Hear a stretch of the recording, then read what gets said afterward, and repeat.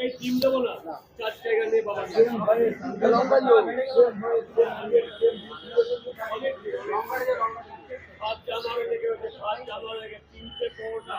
ঢালাই করে আনলিমিটেড তরকারি, একটা সেদ্ধ ডিম নিলে 30 টাকা।